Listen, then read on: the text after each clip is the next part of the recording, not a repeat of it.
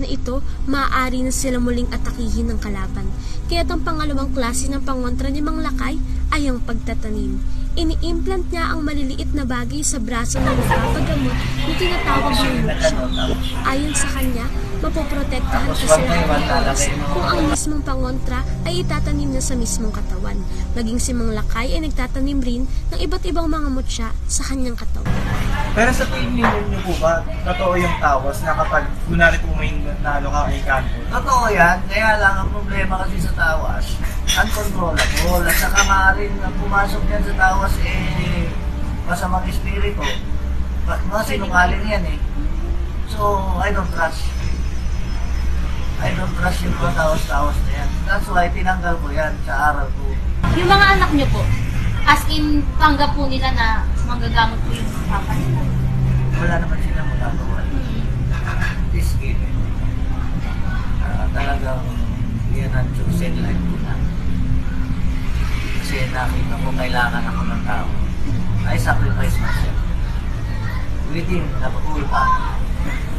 Kung ba't niyo po pinapost po sa Facebook yung mga napagamit niyo po? Recently kasi nagagalit ako eh. Maraming sumisira sa pangalan ko, nakakapit din sa akin. Kagaya ng ano kasi. Kaya ng pag nandito kasi ako sa Luzon, nagbibigay lang ako sa buong Nazareno bilang iboto. Tapos tumatambay ako sa tambayan ng mga matatanda manggagamot sa likod ng Quiapo. Tambayan namin yun eh, materno. May mga nagpapahukom na, itong mga pangontra ko daw, tinibenta ko raw doon. Which is hindi naman ito. Pinos ko, inis kayo. Sino ngayon mapapahiya? Gamutan niyo o gamutan ko? Ito, totoo. Sa of them kasi may drama, halo sa pasyente. To raise money. Ay, naging ito po sa Money talaga ang involvement ng karamihan na ito.